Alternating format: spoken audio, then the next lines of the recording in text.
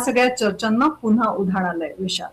बरोबर आहे. मात्र दोन्ही राष्ट्रवादी एकत्र येणं ही काही ठिकाणी अपरिहार्यता आहे, खास करून पुण्यामध्ये. ज्यावेळेला आपण बघतोय की मुंबई महापालिका असेल किंवा ठाणे महापालिका असेल, दोन्ही ठिकाणी मात्र भाजप मोठा, एका ठिकाणी शिंदेंची सेना मोठी. मात्र राष्ट्रवादी यांच्यासाठी पुणे आणि आसपासचा परिसर हा नेहमीच बालेकिल्ला राहिलेला आहे. हा बालेकिल्ला कुठेतरी ढासळू नये यासाठीचा हा आणखी एक प्रयत्न आहे, असं आपल्याला वाटतं का विनाया?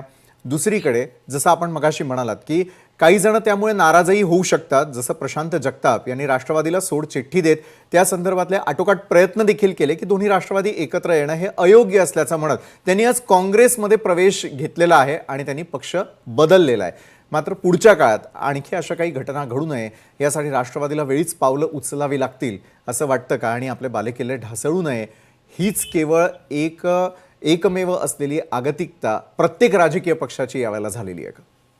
विशाल, मला असं वाटतं की याबद्दल दोन महत्वाचे मुद्दे मी ह्या निमित्ताने मांडू इच्छिते. प्लीज.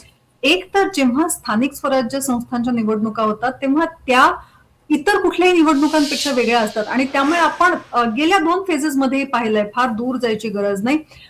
सगळ्याच स्थानिक स्वराज्य संस्थांच्या निवडणुकांमध्ये आपण खूप वेगवेगळे कॉम्बिनेशन्स बघतो, असे कॉम्बिनेशन्स जे राज्य पातळीवर कदाचित एकमेकांबरोबर बसणारही नाहीत, पण त्या स्थानिक पातळीला त्यांची ती निकड असते, जे स्थानिक कार्यकर्ते असतात त्यांची ती भावना असते आणि त्या दृष्टीने तशी युती होते. आता त्यामुळे स्थानिक स्वराज्य संस्थांमध्ये जे पक्ष एकत्र येतात त्यांची पुढे जाऊन राज्य पातळीवर किंवा राष्ट्रीय पातळीवर युती होईलच, अशा प्रकारचे संकेत देणं मला वाटतं अयोग्य आहे.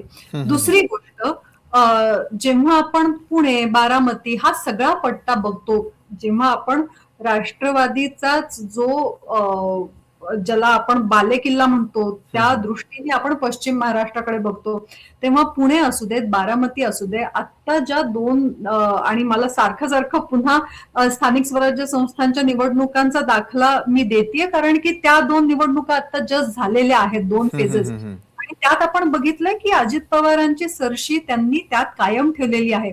पुणे असो, बारामती असो, त्यांनी मॅक्सिमम जागा तिथे जिंकलेल्या आहेत आणि त्यामुळे आपला बालेकिल्ला आपल्या हातून जाऊ नये ही कुठल्याही पक्षाची भावना असणं अत्यंत स्वाभाविक आहे.